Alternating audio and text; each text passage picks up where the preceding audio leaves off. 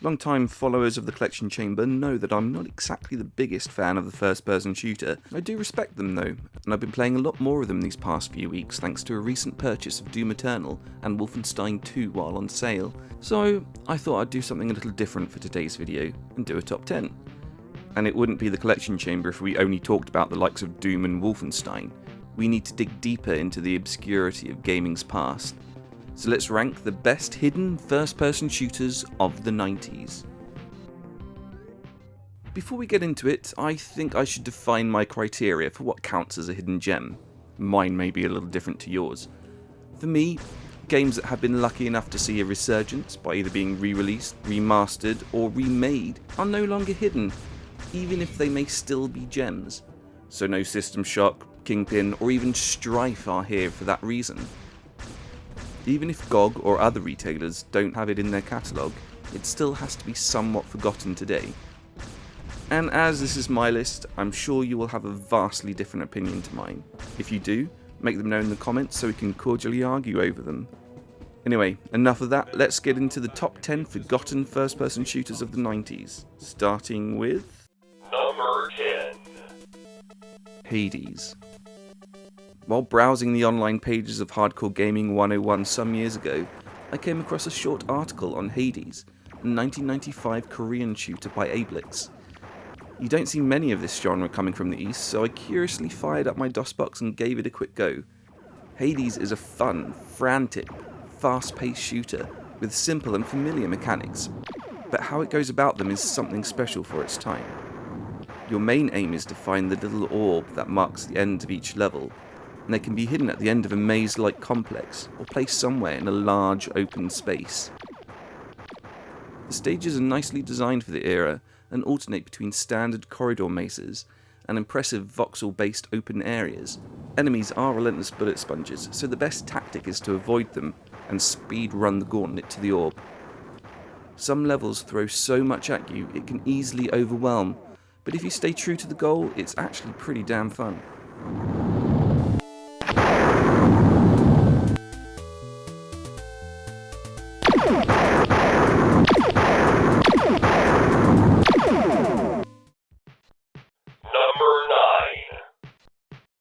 Cybercon 3. It may shock some of you, but there were plenty of first-person shooters before Wolfenstein 3D came along in 1992. A year before that, Cybercon 3 came to the Atari ST and Amiga, with an improved DOS port the next year. The simple polygonal visual style still holds up to this day, but underneath all of that is a richly complex classic. You have to infiltrate a facility that contains a rogue, world-destroying computer AI that was originally designed to help humanity. It now holds society captive under its own arbitrary rules. You have to sever its dangerous influence over the world, and you do this by way of light puzzle solving and complex, bordering on convoluted combat. If you look at the HUD, there are a number of icons to toggle, which denote how you interact with the world, including opening locked doors as well as your attacks. It can confuse first-time players who didn't take the time to read and memorize the manual. To be fair, it took me a while too, but once you get it, it becomes an intensely involving experience.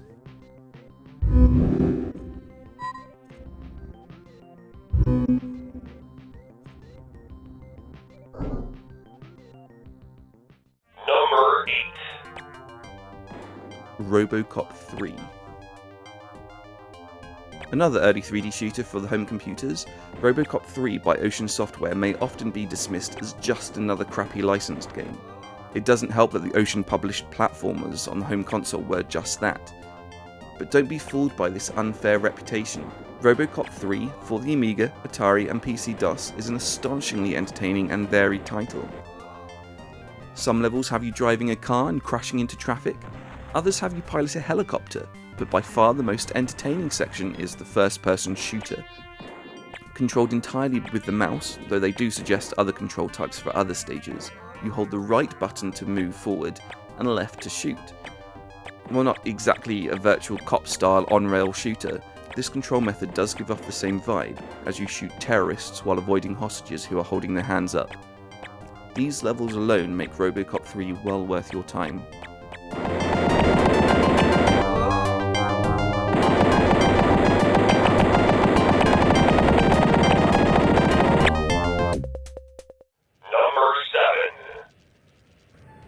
Pil, aka Dust. Pil, or Dust when translated into English, hailed from Poland circa 1999 and sadly never left its home country. However, this tough-as-nail shooter is well worth hunting down for fans of the genre. There's even a fan-made English patch, so you won't be clueless the entire time, even if it can be a little fiddly to run on modern systems. The playstyle is more about tactics as you make use of your surroundings, and your sniper gun. In many ways, the atmosphere and slower pace gives off the same vibe as Half-Life, with even a few light puzzles scattered around. The enemy AI is decent too, and require careful and precise use of your sniper for the most part. It's one of the toughest games on this list, and frankly, owned me, but it's nevertheless an impressive title that I just wish I was good at.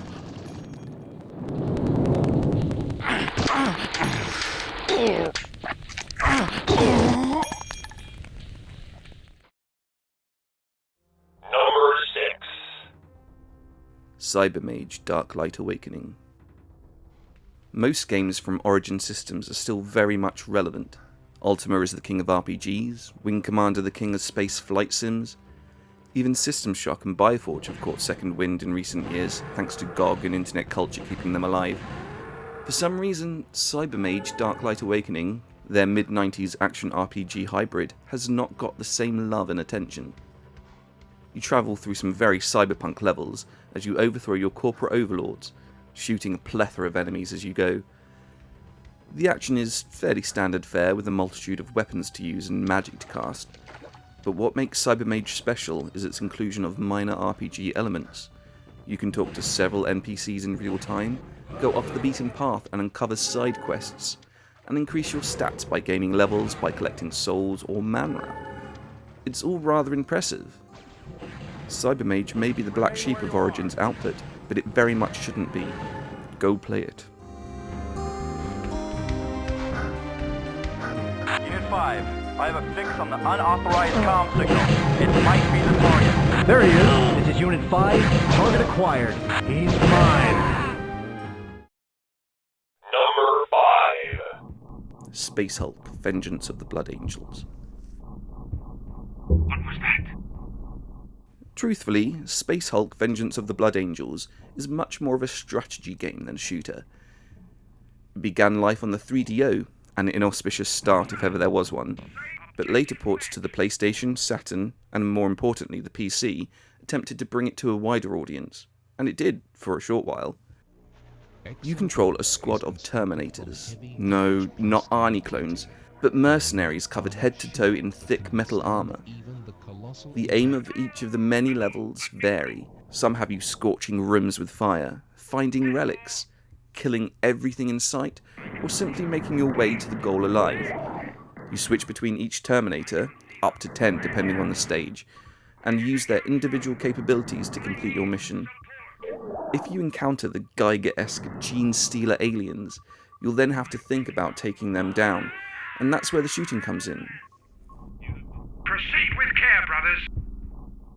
It's a more thoughtful affair than most, with just as much of your focus dedicated to the safety of your team than downing your enemies, but it remains a tense, claustrophobic experience.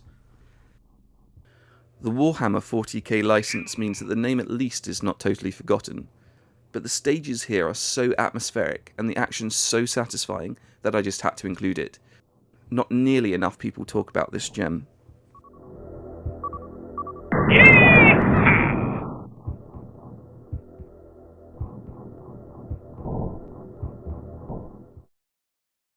Number 4. Star Trek Klingon Honor Guard. When talking about Star Trek shooters, most would rave on about Elite Force, and rightfully so, but there's another game that came out a few years before that's equally deserving of merit. Star Trek Klingon Honor Guard. You play as a Klingon who has recently been inducted into the Honor Guard, and you joined at the most inopportune of moments. There's a conspiracy that needs uncovering, and no one, apart from you it seems, can be trusted. It may be action-heavy, but the level design using the ever-versatile Unreal Engine is top-notch. It's not quite up there with Elite Force and its sequel, but if any Trekkies out there are looking for more, Klingon Honor Guard will more than scratch that itch.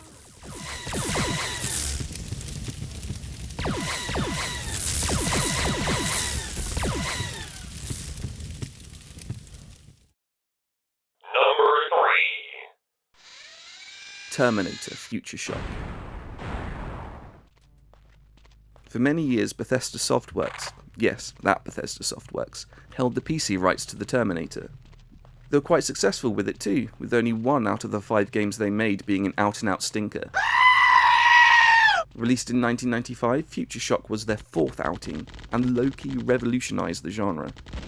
This was the first game to use a mouse-keyboard combo in a way that's now common for PC shooters, and yet it's not as revered as it should be. It was incredibly popular at the time, but, like all 5 in the series, it quickly sank into obscurity. In my opinion, Future Shock should be held in the highest regard, with large open spaces to explore, vehicles to control, and many, many machines to terminate. If you haven't played it, you absolutely must.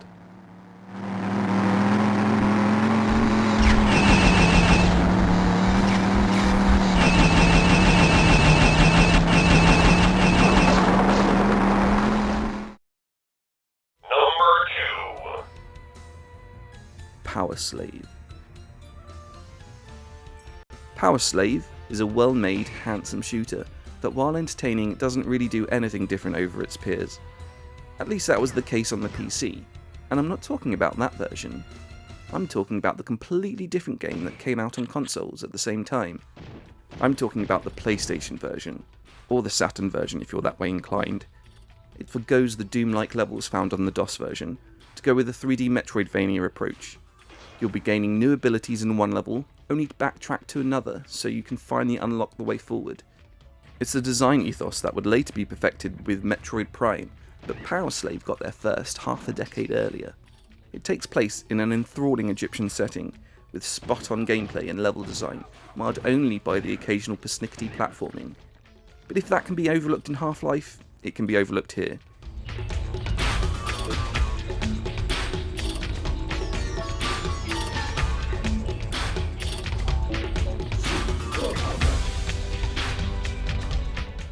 Before we get to our number 1 spot, here are some honourable mentions.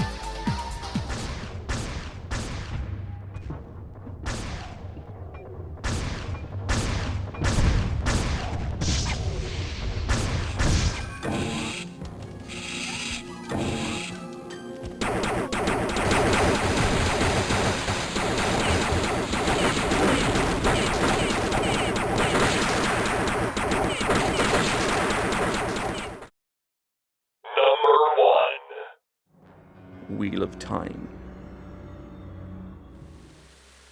Robert Jordan's Wheel of Time series is a powerhouse in the publishing world.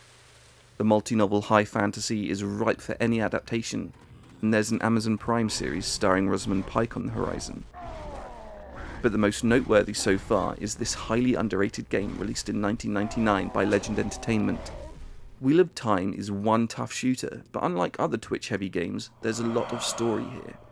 Over an hour's worth of cutscenes to be precise, and that was enough to keep me playing back in the day. You begin with one of the most pathetic weapons in any shooter ever, Ice Breath, but you can quickly and easily collect new spells in the form of artifacts, or tear Angriel to cast more powerful ones. You'll need all of them too, as the enemy AI is such that multiple approaches are needed to combat them. Sporting the Unreal Engine, Wheel of Time still looks fantastic. Every aspect of the production is exceptional. Even the voice acting is way above average for the time. In fact, there's so very little to criticise about it, there's no other option but to crown it the best underrated first-person shooter of the 90s.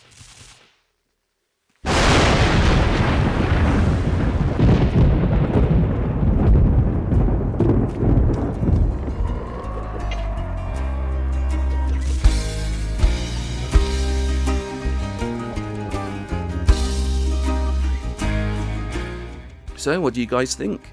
Are there any hidden gems that I've missed? Let me know in the comments, and while you're there, give us a like, a share, and a subscribe. Ring that bell too if you want to be notified when I post new videos each and every Friday. If you want to know more, head on over to the Collection Chamber website, where you can find out how to play a number of these featured games on Windows 10.